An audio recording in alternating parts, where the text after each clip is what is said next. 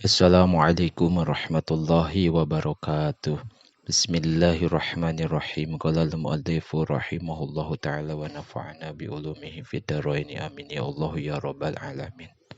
Al-ifatu ari ieu eta sifat ipah wal qanaatu sareng sifat qanaah wadiduhuma sareng liana ifah sareng qanaah. Al-ifatu ari sifat ipah wal qanaatu sareng qanaah min akhlakil hasanati eta tetep tina pirang-pirang akhlak anu sae. Wasifatil jamilati sareng pirang-pirang sifat anu alus. Wa maknal ifati sareng ari makna ifah ayyamna eta yen nyegah sah al insanu manusia nafsahu kana dirina insan anil muharramati tina pirang-pirang perkara anu diharamkeun. Waya jataniba sareng ngajauhan ieu si insan ma kana perkara laya jumul anu henteu alus ieu ma minal adati tina pirang-pirang adat. Hatta yakuna sehingga bukti ieu si insan afifal yadi eta anu ngaraksa leungeun. Laya syriku henteu maling ieu insan walaya khudu sareng henteu nyokot ieu insan haqqo ahadin kana hakna hiji jalma bila idnin kalawan teu aya idin minhu ti itu ahad. Walayu di sareng teu nganyeri ieu ahad ahadnya atawa insan aya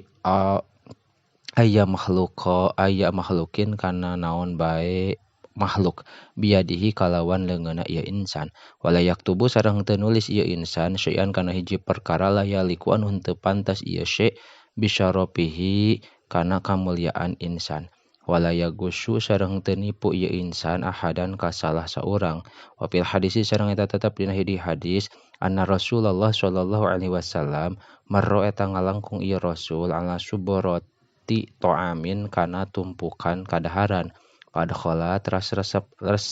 lebet nabi ngalebetkeun nabi yadahu kana pananganna nabi fiha dina itu subroh panalat teras ngarawat naon asobiuhu pirang-pirang ramuna nabi balalan kana baseuh faqala teras ngadauh nabi ma ari naon hada eta ieu ya sohibatu ami he anu ngagaduhan tuangeun. Qala ngadauh ieu sohib asobathu kana itu to'am naon asamau cai hujan. Ya Rasulullah ya Rasulullah. Qala ngadauh nabi afala ja'altahu nah henteu ngajadikeun anjeun kana ieu balal fauqa ta'ami dina luhureun dahareun hatta yarahu saingga ningali kana ieu to'am sa annasu manusa. Man ari saha jalma gusyana eta anu nipu ieu man ka kuring atawa ka urang sadayana falaisa mangka lain ieu man teh mina eta ti golongan kami.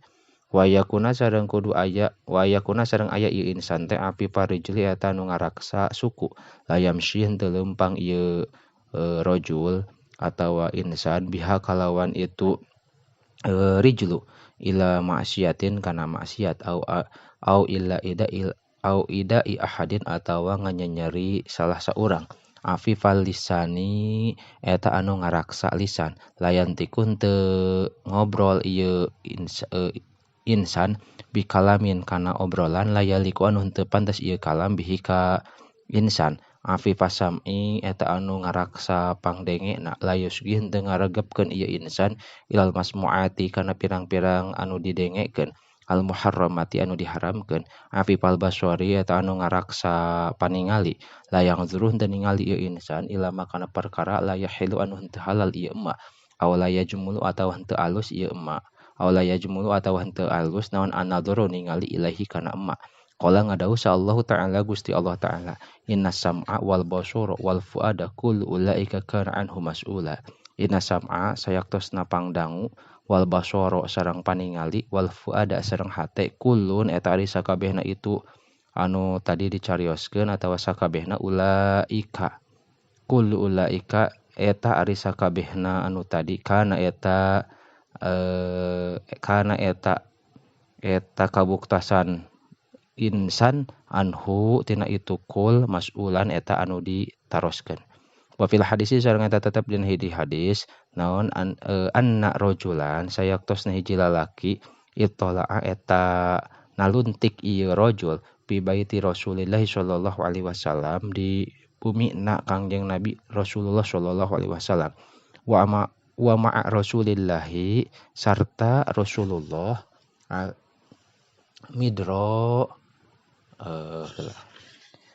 wa ma'a Rasulillah sallallahu alaihi wasallam sarta eta tetep sarta Rasulullah alaihi wa alihi wasallam midro ari nyisir yahuku anu nyisir Rasul bihi ku itu midro ra'sahu kana mastakana Rasul palama ra'ahu nalika ningali ka itu rajul saha Nabi sallallahu alaihi wasallam qala ngadawuh Rasul law alim tu lamun uning kuring annaka kana sayaktosna anjeun tanduruni eta ningali anjeun ka kuring lato antu tang tu nojos kuring bihiku ieu midro pi ainika dina soca anjeun inna maju'ila pastina dijadikeun naon al idnu idin min ajlil basori tina arah-arah ningali wa fil hadisil akhari sareng eta tetep dina hadis anu sejen man ari sajalma itola eta naluntik ieu man pidari qaumin dina imah hiji kaum bi ghairi idnihim kalawan teu aya idina itu kaum papako tah nojoskeun ieu kaum ainahu kana dua socana ieu eman faqad hadarat nyata leungit naon ainuhu socana itu eman aila kisosok tegasna teu aya kisos pihadina itu ain wala diatan sareng teu aya diat wayakuna sareng bukti itu insan teh api panapsi eta anu ngaraksa diri la yatawassa'u henteu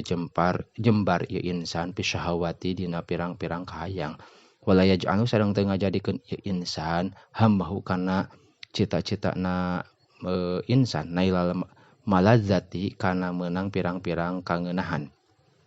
bal yakna'u balik ta ridho ieu insan min hatina itu malazat bil mawjudi kau anu aya wala yatakallafu sareng teu meredi ieu insan al mafkuda kana anu eueuh wala yaisu sareng teu hirup ieu insan aisyatal israfi kalawan hirup anu leuleuwihkeun watarofi sareng mewah wala yatlubu sareng teu meredi ieu insan min ahadin di salah saurang sayan kana hiji perkara qala ngadawuh sallallahu alaihi wasallam la tasalu ulah marenta aranjeun anasa ka manusa sayan kana hiji perkara al yadul ulia ari leungeun anu di luhur khairun eta leuwih alus min yadil sufla tinimang leungeun anu dihandap qad aflaha nyata bagja saman jalma aslama anu pasrah ieu eman wa qanna'ahu sareng ngonaatkeun ka ieu eman saallahu Gusti Allah bima ku perkara atahu anu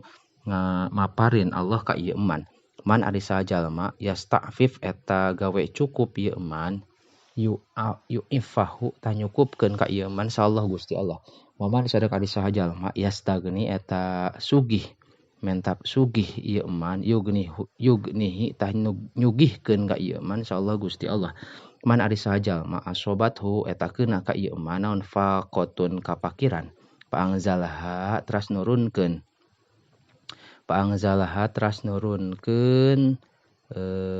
man kana ieu faqoh bin nasi ka manusa lam tusada tah henteu ditutup naon faqotuhu kapakiranana ieu eman waman sareng ari sajalma angzalaha eta nurunkeun ieu eman kana faqoh billahi ka Gusti Allah payusiku tah